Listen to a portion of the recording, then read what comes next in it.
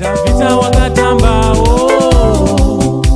kusvika maila popota Miriam ndokuimbao social media ndinoswera ndichiona kuti nyaya dziri kufamba sei.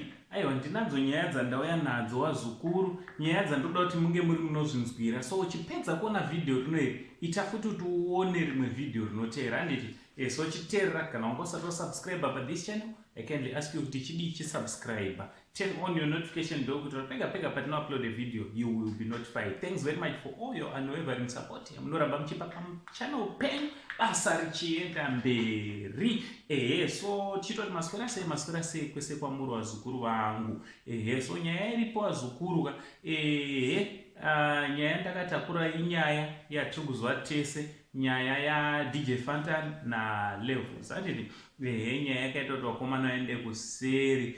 Chinova chinhu chiri kurwadza vanhu vakawanda. Tatozonzwawo maartist akawanda, macelebrity akawanda, masocialites akawanda, ivo vari mugame rachona vachitaurawo kuexpressawo kurwadziwawo kwavo nezvakaitikawo kune vamwe wavo. Handiti kusanganisirawo naJapreza takatozonzwa akutaurawo mashoko akataurawo vazukuru ari panapa. Regai tiite kuti munge muri munongozvinzwira. Japreza zvaakataurawo akabataura akati this is a mistake even I could have easily made. Just the desire to see people happy as we are born for this.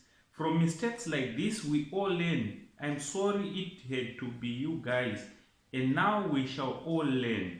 Mazvinzo vakomana, hanzi naJaprezawo zvinorwadzawo, ende mistake yakadai yaigona kutongoitika kunani, especially kana uri entertainer. Handiti mistake inogona kungoitika kunani, iri mistake yekuda kuona vanhu vachifara nguva dzose, nekuti ndozvavakazvarirwa maentertainers. Handiti chibva ipapo wazukuru, nyaya yacho yakuratidza kuti yakutospreada mapapiro, because kumashwede village kwakanga kune mutambo mumwe chete wakafanana neiwowo.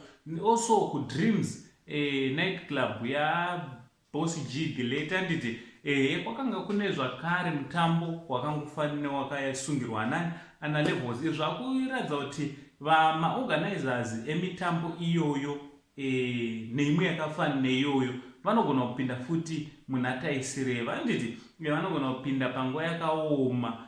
Zvinova izvo zvinorwadza wazukuru kuti gore rokutanga vanhu vachipinda pama1 sezvizvo. Handiti ngatingonamatirai hama dzedu idzo wazukuru nevamwewo vanogona kupinda muna taisireva, nekuti mutemo hausarudze kuti uyu ndiani, unongonhonga munhu wese anenge abatwa nemhosva yachona. Handiti ngataura namakomendi kuti munofungei nenyaya iri panapa wazukuru. Nyaya iri kuratidza kuti ichaendera mberi.